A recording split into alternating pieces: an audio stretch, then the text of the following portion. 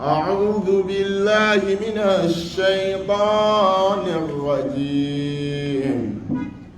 بسم الله الرحمن الرحيم. وإذا قرئ القرآن فاستمعوا له وأنصتوا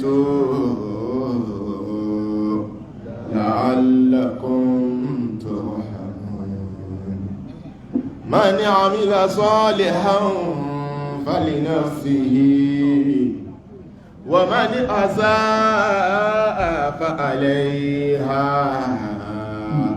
وما ربك بظلام للعبيد. الذين يقولون ربنا إننا آمنا. الذين يقولون ربنا إننا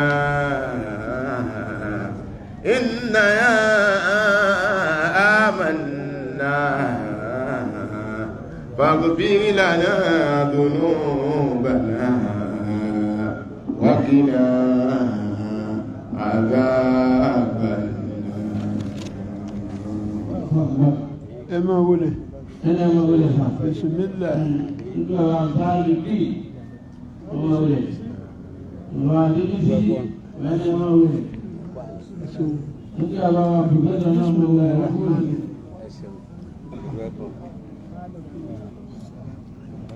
الذين يقولون ربنا إننا آمنا واغفر لنا ذنوبنا وقنا عذاب النار. Ọlọ́run ó ṣe ní àná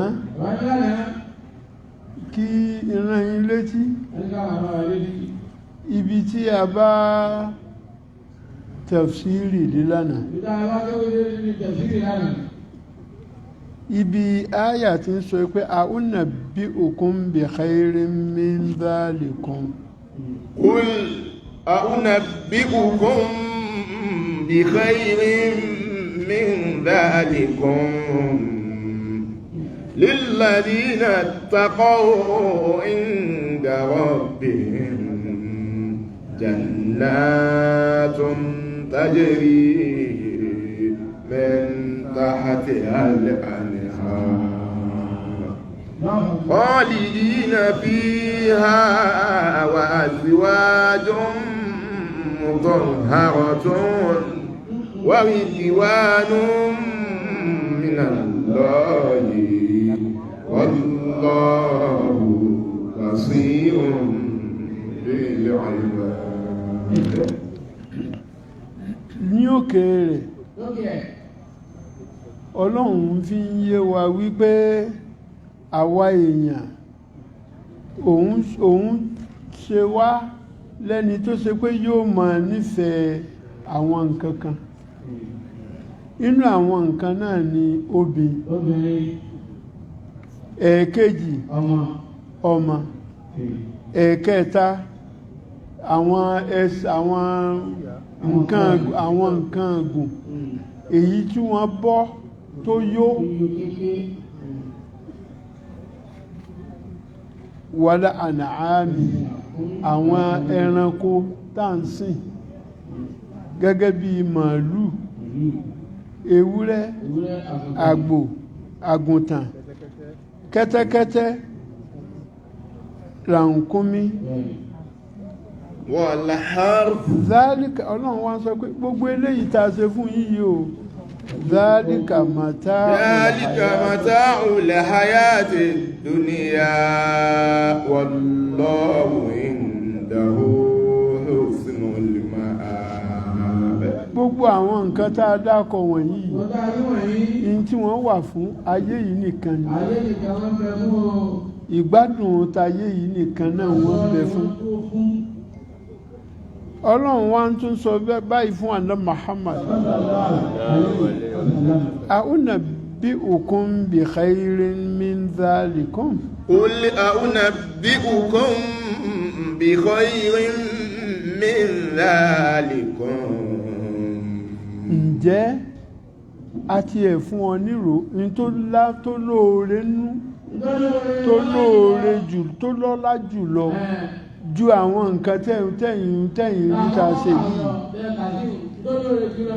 àwọn wo la ṣe fún للذين اتقوا عند ربهم àwọn tó ṣe pé wọ́n jupá ju sẹ́ẹ̀lẹ̀ fún ọlọ́run جنات تجري من تحتها الأنهار oore tá a ṣe fún wọn òun náà ni àlìjẹ́nà ọgbà àdẹ̀ra èyí tó ṣe pé odò ń sàn ní ìsàlẹ̀ rẹ̀ خالدين فيها خالدين فيها ibẹ̀ ni wọ́n máa gbé gbére kò sí pé ẹnìkan kọlẹ̀ nìkan ò ní kú ò ní rùn kò síbà kò sótútù n tó fẹ́ jẹ àfi kó mọ́rò bọ́kàn rẹ bá ti ro nǹkan kan pé tí ń fẹ́ nì ó sì rí níwájú rẹ̀. wa azwajun mutahharatun wa ridwanun min Allah. àwọn obìnrin tá a ti fọ̀ mọ́ àwọn táyé tá à ń wò yìí à ń wò wọ́n náà àwọn náà lọ́lọ́run ó bá wa fọ̀ mọ́ wọ́n tó máa jẹ́ ìyàwó wa ń jọ gbèǹde àlìkíyàmà bá a bá ṣiṣẹ́ rẹ̀ wárìdì wá nú àti ìyọ́nú mínàlá látọ̀dọ̀ ọlọ́run wàláhù basírun bil ibad wallahu basirun bil ibadi wallahu basirun bil ibadi. dájúdájú ọlọ́run ọba ó ń rí àwọn ẹrú ẹ̀ alẹ́dí ibi tá ti wá gbé lónìí. alladhina yaquluna rabbana innana amanna faghfir lana dhunubana wa qina adhaban الذين يقولون ربنا إننا آمنا àwọn tí à ń sọ̀rọ̀ nípa àwọn yìí àwọn náà làwọn tó ṣe pé wọ́n ń sọ pé ìwọ ọlọ́run ọba wa o a gbà fún ọ. faghfir lana dhunubana dárí àwọn ẹ̀ṣẹ̀ wa jìnnà. faghfir lana dhunubana وقنا عذاب النار وقنا عذاب النار وقنا عذاب النار. ìwọ ọlọ́run ọba ò ṣọ́ wa níbi ìyà náà. الصابرين والصادقين والقانتين والمنفقين والمستغفرين بالأسحار. àwọn tí ọlọ́run ọba pèsè gbogbo kìíní yìí fún àwọn náà ni asọ́bìrì ní àwọn onísùúrù. asọ́bìrì wàsọ́dìkì. àtàwọn tó ṣe pé wọ́n fẹ́ràn òdodo. ní inú ọ̀sẹ̀ tó kọjá mo sọ fún jàmá òótọ́ òótọ́ ó yàtọ̀ sódodo. ayàtọ̀ sódodo. mo sì ṣe àpèjúwe àwọn tó ṣe pé wọ́n máa sọ òótọ́. Bẹ́ẹ̀ni. mo sì ṣe àpèjúwe àwọn tó ṣe pé wọ́n máa sọ òdodo. Bẹ́ẹ̀ni. bọ́lọ́hun ti ṣe gbé nǹkan rẹ̀ kalẹ̀ òun lòdodo. àmọ́ òótọ́ bó ti yẹ kó rí Ó ti yẹ kó rí. bó ti yẹ kí nǹkan ó rí òun nu. in tí ó fẹ́ mo fi olóṣèlú ṣe àpèjúwe. Bẹ́ẹ̀ni. in tí ó fẹ́ fọ olóṣèlú Bẹ́ẹ̀ni. òun ló tọ́ lójú wọn. Òun ni bẹ́ẹ̀ni. àmọ́ ntọ́lọ́hun wí òun kọ́ leléyìí. in tó jẹ́ òdodo òun dádúró tiẹ̀ sángílítì Bẹ́ẹ̀ni. kò lábàwọ́n. Ẹ̀là wà lòun bàbá. As-sabirina was-sadiqin. Ẹ̀dà àdíjà lọ́nà. àwọn tí wọ́n dúró lérí òdodo tí wọ́n ń sọ òdodo. wal-qanitina wal-munfiqin. wal-qanitina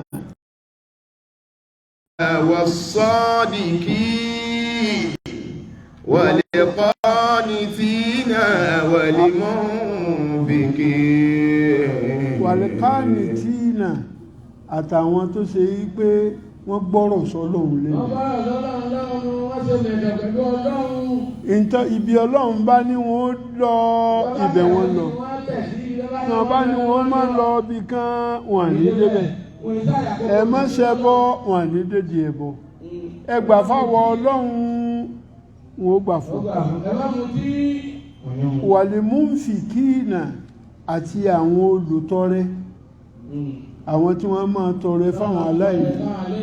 ìwọ ní àwọn aláìní wá ń bọ̀ wọ́n wá ń wá ìrànlọ́wọ́ lọ́wọ́ rẹ̀. ó wá ń sọ pé ọmọ mi ò tí ì rí ní ti ṣe yanjú tiẹ̀. wal-munfiqin wal-mustaghfirina bil-ashari. wal-mustaghfirina bil-ashari àtàwọn tó ṣe pé wọ́n máa bẹ ọlọ́run kó fi eríjì wọn láàárọ̀ gẹ́gẹ́ bí àsìkò sàárì. wal-mustaghfirina bil-ashari.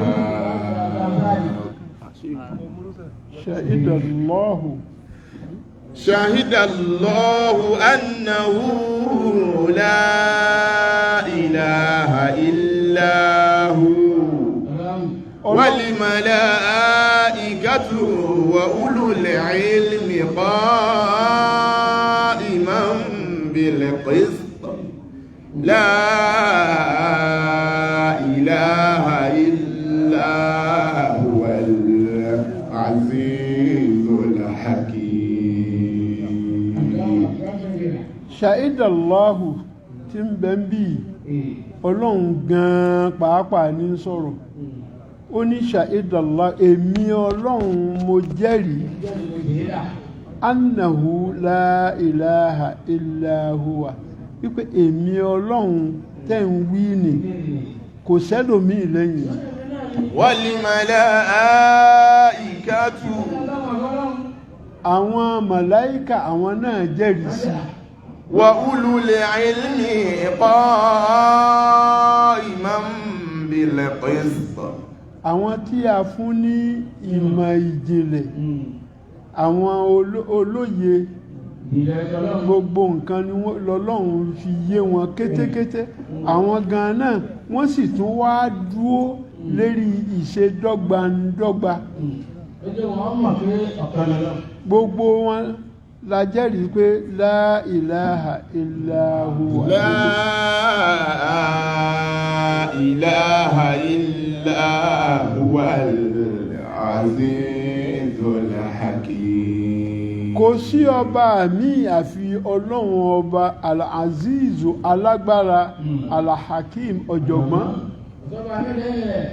inna ad-dina 'inda Allahi al-islam.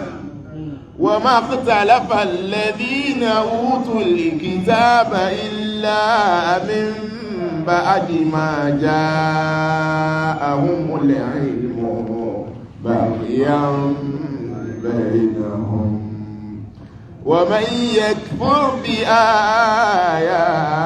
الله فإن الله سريع الحساب. ọlọ́run ọba ń confam ń fi ẹsẹ̀ rẹ̀ rinlẹ̀ wípé dájúdájú ẹ̀sìn lọ́dọ̀ èmi ọlọ́run òun náà ni ẹ̀sìn Islam. وما اختلف الذين أوتوا الكتاب إلا من بعد ما جاءهم العلم بغيا بينهم. وما اختلف الذين أوتوا الكتاب ẹ̀rí àwọn tá a fún ní tírà wọn ò jiyàn sí wọ́n ẹnu wọn kò sí gbogbo wọn ni wọ́n gbà. إلا من بعد ما جاءهم العلم بغيا بينهم. àfi nígbà tí ìyapa ẹnu dé wá bá wọn ní tìlara. ìlara ló jẹ́ kí ìyapa ẹnu ó dé kò sí tẹ́lẹ̀. ntí àyà yìí àárín yìí ń tọ́ka sí ni wípé gbogbo wa la gbà pé ọlọ́run ọba ọ̀kan ni. àmọ́ ńgbà tí ẹ̀sìn wá di púpọ̀ tí Mósè ń bẹ ń bẹ Mósá tí Ìsá òun náà ń bẹ ń bẹ lásìkò yìí tànà Muhammad náà wá dé gbogbo wọn ni wọ́n gbà wípé ọlọ́run ọ̀kan ni. àmọ́ ńgbà tí ìyapa dé wá bá wọn ní tìnira ní ti ìlara.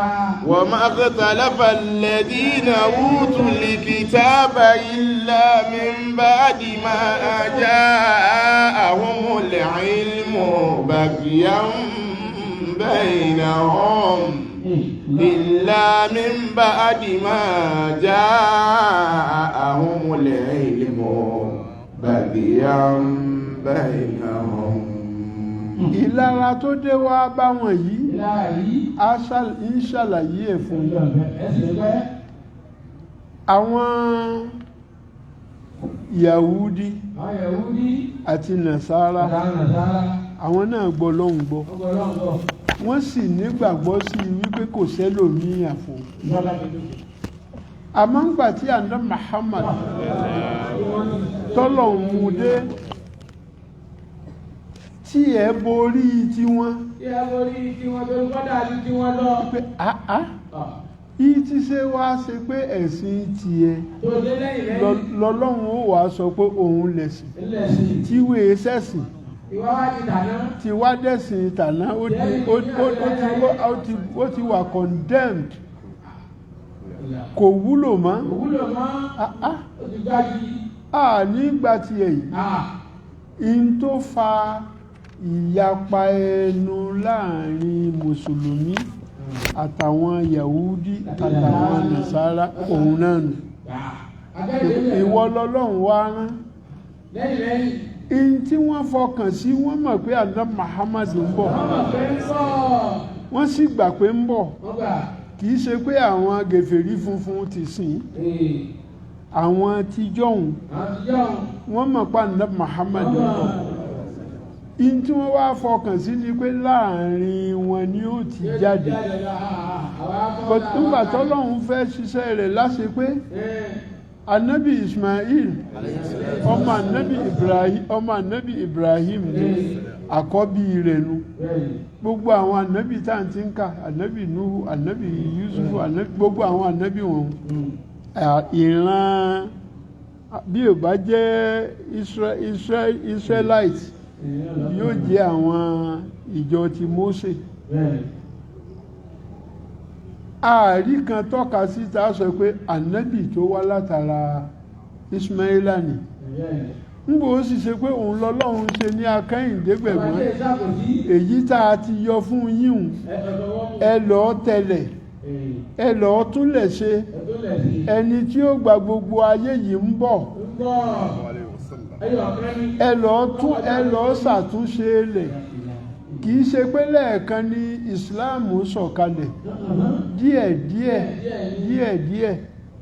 ìrun táǹkì gan kì í ṣẹ̀kan ló sọ̀kalẹ̀ ànábì tọ́lọ́run yọ̀ọ̀dá àṣùbà fún ń bẹnu wọn tó ṣe pé ìtòhun tọ́lọ́run ni ó ṣe ní kó kásùbà nìkan àwọn aláràásárì àwọn oláyìlá àwọn oní gẹ́gẹ́ bẹ́ẹ̀ wọ́n ti ṣètò márààrún wọn ń bẹ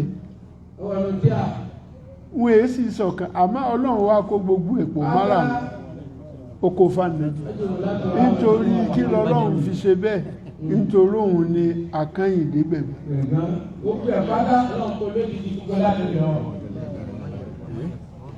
ومن يكفر بآيات الله فإن الله سريع الحساب. ọlọ́run tí èjì èèyàn gbé ọlọ́run ẹgbọ́ o ẹni yòówù tó bá ya òkì tó kọ etí ikú sí ọ̀rọ̀ mi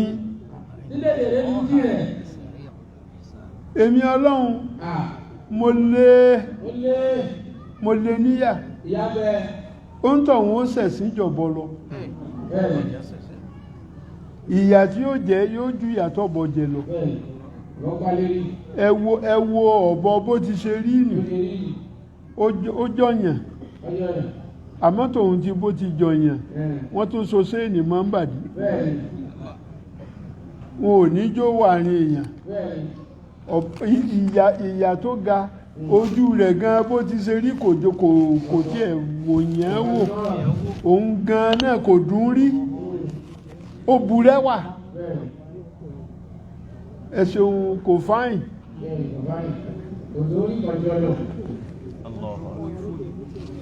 إن الدين عند الله الإسلام وما اختلف الذين أوتوا الكتاب إلا من بعد ما جاءهم العلم بغيا بينهم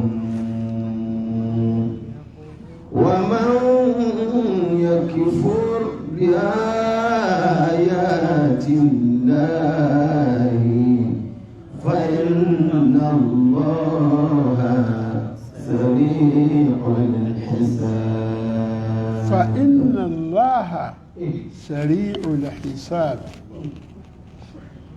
kọ̀mpútà la máa sọ yí pé gbogbo nǹkan ló mọ̀ bẹ́ẹ̀ bá ti tẹ kọ̀mpútà tẹ 1 tẹ plus tẹ ti fi plus any number tẹ fi kún tẹ tó tẹ bẹ́ẹ̀ bá ti ń tẹ pínrìn yóò gbé wa tọlọ́run yá jù bẹ́ẹ̀ lọ.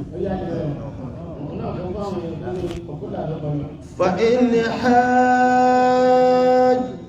حاجوك فقل أسلمت وجهي لله ومن اتبعني وقل للذين أوتوا الكتاب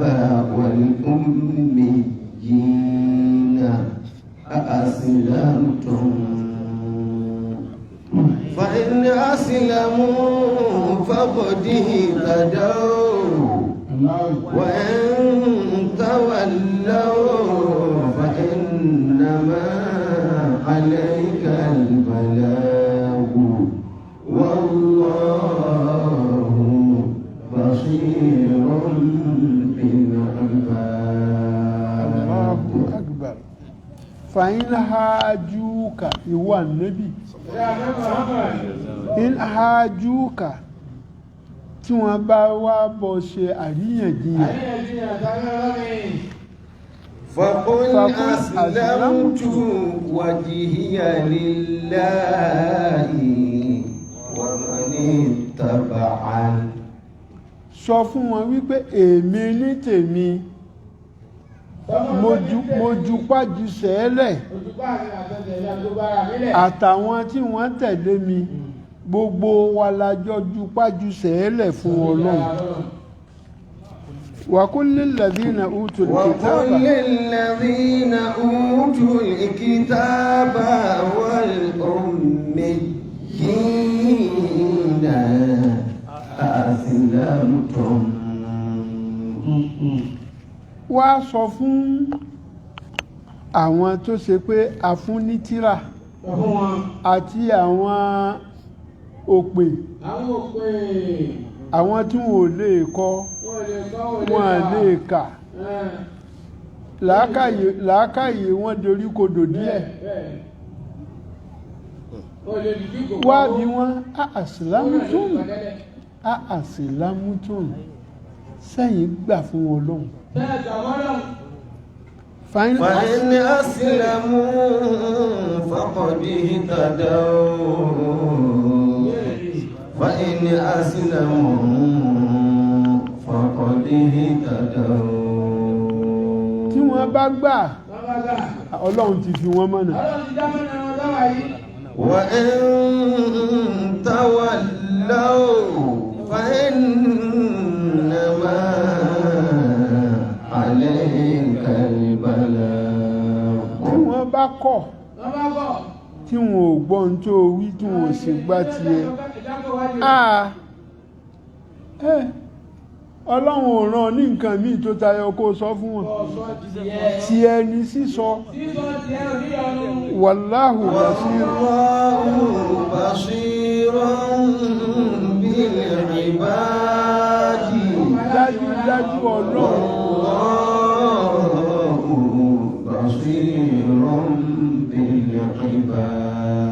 dájúdájú Ọlọ́run ọba ó mọ gbogbo ẹrú ẹ̀ ó sì rí gbogbo ẹrú ẹ̀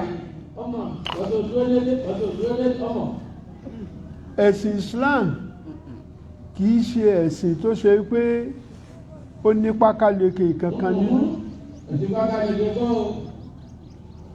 wọ́n ní a sọ fún ọ kírun gbààwẹ̀ yọ sàká bọ́lọ́hun gbọ́ bọ́lọ́hun bá sì fún ọ lówó lọ Mọ́kà nǹkan márùn náà tó bá gbà só gbà mo gbà Ọlọ́run ti fọ̀nà mọ́ ọ̀nà àmọ́ o wá ó ya gèfèrí sọ́lọ́run ó ya bùtùlù sọ́lọ́run ó ya aláìmoore sí Ọlọ́run ara rẹ̀ náà ló kàn ó ní nǹkankan tó lè fi wọ́n ṣe àwa Ọlọ́run làá sì fi ẹrú sìn wa tá a bá fẹ́ làá fi mọ̀nà ń tá a bá rán iṣẹ́ tẹ̀yàn bá rán kìnnì kan náà ní jẹ́ ó ń pọ̀ fọ̀nù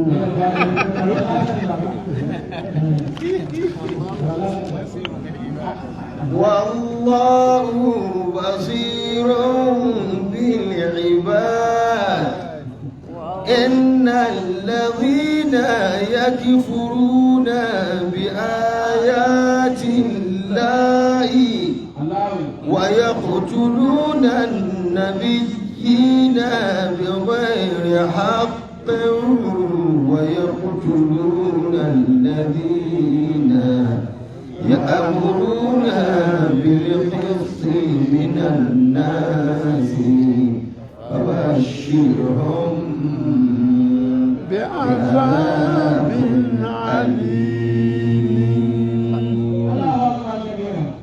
إن الذين يكفرون بآيات الله gbogbo àwọn tó ṣe wípé wọ́n ya bùtùlú wọ́n ya gèfèrí wọ́n ya aláìmoore sẹ́mi Ọlọ́run tí wọ́n pè àwọn àmì èmi Ọlọ́run nírọ́ ويقتلون النبيين بغير حق ويقتلون النبيين بغير حق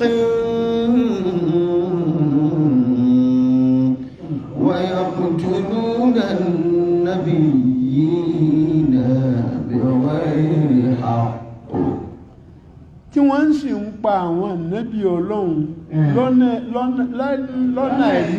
lọ́nà àìdá wọ́n ní evidence wọ́n ní nǹkan tí a fi sọ wípé in tó ṣe tá a fi pa ní ògédé wípé ó ṣàjà nẹ́bí ọlọ́run tí ń sì ń sọ̀rọ̀ ń pọ̀ ọlọ́run iná ni ìbínú rẹ̀ lẹ́ní bágíyá ìkórìíra yìí náà lẹ́ní tẹ̀m̀bẹ̀lẹ̀kún lẹ́ní tẹ́ fi ń pa àwọn ànábì ọlọ́run wa yaqtuluna alladhina ya'muruna bil qisti ويقتلون الذين يأمرون بالقسط من الناس فبشرهم بعذاب عليم. wọ́n àdá dúró lórí àwọn ànábì ọlọ́run tí wọ́n ń pa gbogbo mùsùlùmí òdodo nínú èèyàn àwọn onígbàgbọ́ òdodo ya'muruna bil qisti minan nasi tí wọ́n ń pàṣẹ ìṣedéédé láàrin èèyàn فبشرهم بعذاب أليم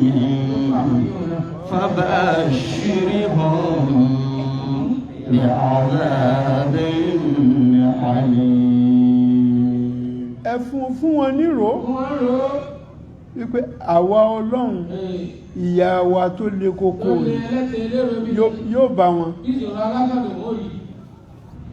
أولئك الذين حبطت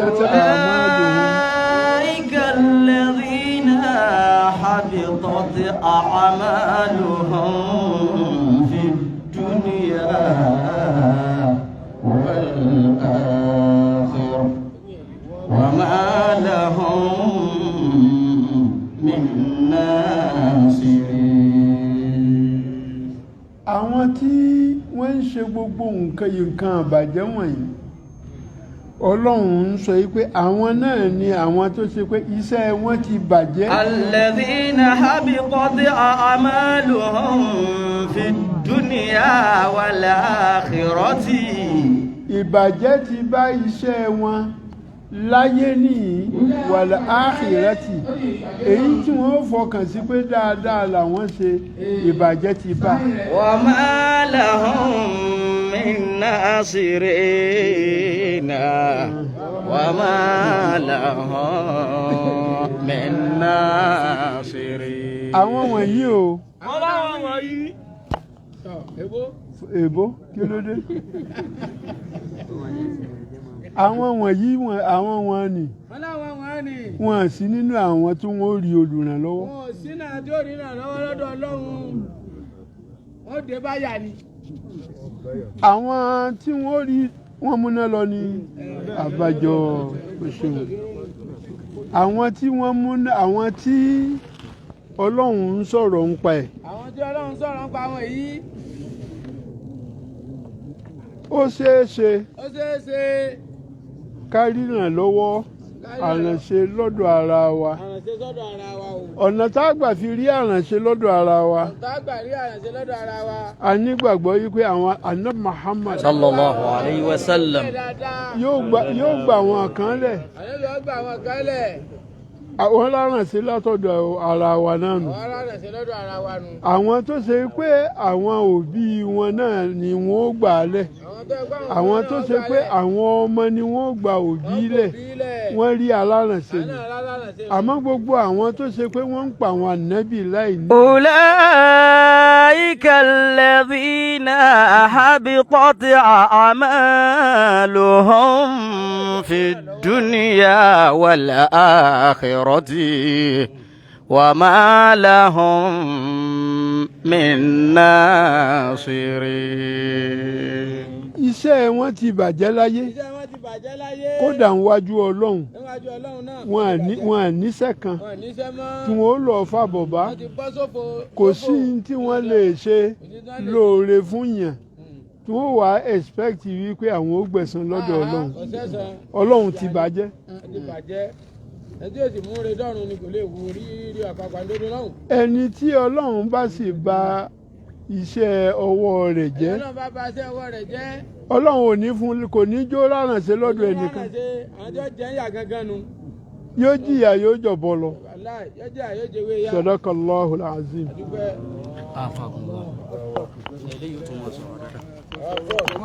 Allahu akbar. Adúpẹ́ lọ́dọ̀ Ọlọ́run. Ẹ jẹ́ àpapọ̀ ṣe Suratul Kawthar wa fáwọn bàbá kọ́lọ́hún ọjọ́ ọjàre kó dákun àlékún okun ara ní gbogbo ògbà ìdùnnú gbogbo ògbà tá a fi jíṣẹ́ Ọlọ́run bá fi ta wọ́n lọ́rẹ.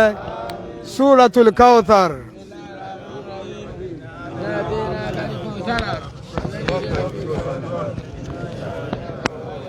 Bí wọ́n ṣe ń jíṣẹ́ Ọlọ́run náà tún ṣe sàárà 2000 owó tòní náà ti wọlé o látọ̀dọ̀ àwọn bàbá 500 àfa Muhyiddin wọn làwọn dúpẹ́ lọ́dọ̀ Ọlọ́run àwọn sì dúpẹ́ fáwọn bàbá pẹ̀lú ìkómọ tó ṣẹlẹ̀ lẹ́ni Ọlọ́run fa àlùbáríkà sí gbogbo wa náà jẹ́ àṣẹ o ẹni tó bá ti ṣe tiẹ̀ ẹ máa dá padà wá o barakallahu fina jamiya kul wallahu àwọn bàbá.